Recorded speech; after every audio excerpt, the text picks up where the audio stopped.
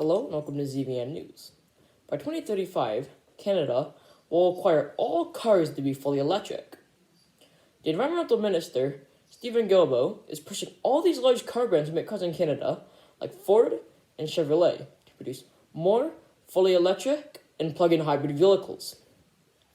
On average, Canada makes 25.6 million cars a year, and by 2026, Canada will be planning to make 1/5 or 5.2 million cars fully electric or plug-in hybrids. And by 2030, they'll be planning to make 3/5 or 15.7 million cars fully electric or plug-in hybrids. And by 2035, there will be no such thing as a gas-powered vehicle. People might think this is a good way to reduce carbon emissions, until you find out how they get the resources to make and power these electric cars. You'll change your mind on your stances. On other news, there's something that these lithium mining companies aren't really telling you about, and that one thing is how to destroy the world one mine at a time, and dangerously putting people's lives at risk to mine these precious little crystals to power these electric vehicles. Take this as an example. It takes 500,000 tons of water to mine 1 ton of lithium. And right now, Australia is the leading country of lithium mining by exporting 61,000 megatons of lithium each year. So, if you do the math, it'd take about 305 billion tons of water to mine 61,000 megatons of lithium crystals. And the way they're putting people's lives in danger is that they usually don't give them gas masks when they go inside of the mines.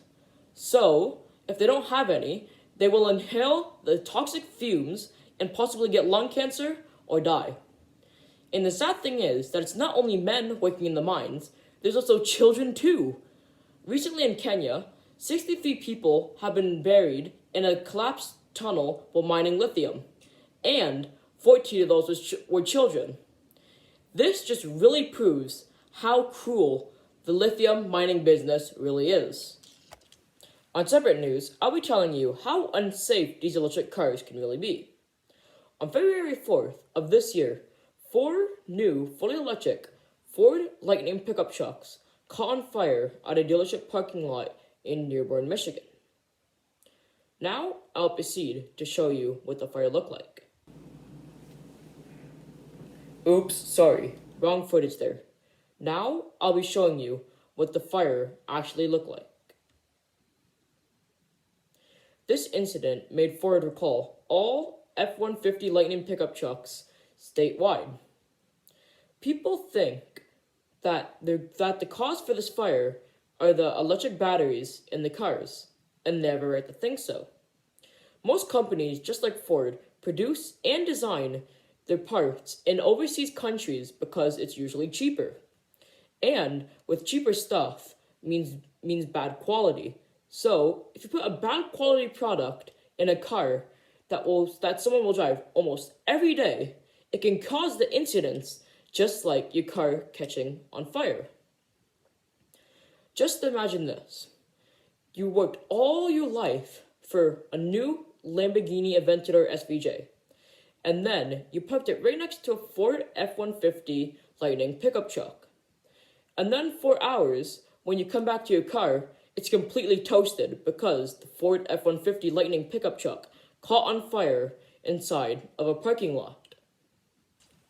On different news, I'll be telling you the expenses of these electric cars now. On average, give or take, the electric car sits on the lot for about 82 days. However, the gas-powered vehicle only sits on the lot for about 62 days. That is a large gap between the two. A consensus shows that most Canadians can't afford an electric car. And this is why.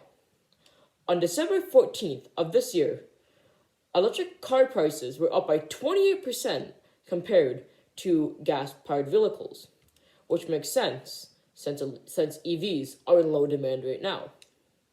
And the expenses don't stop there. If you live in the county, you might not find very much charging stations there.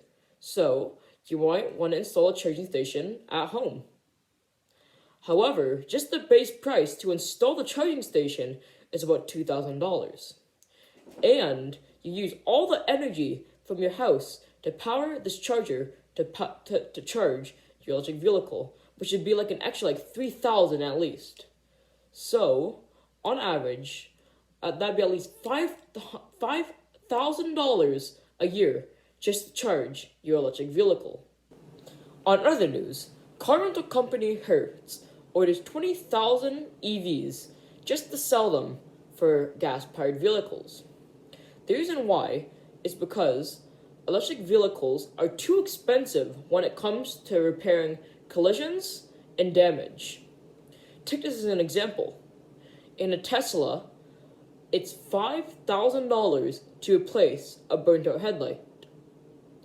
From this action, Hertz expects to lose $245 million off their expected sales of this year. Isn't that just crazy? Now it's time to ask you, the viewers, a question. Are electric cars actually eco-friendly? This is Z-Man from ZNV News, signing out. Have a good day, everyone.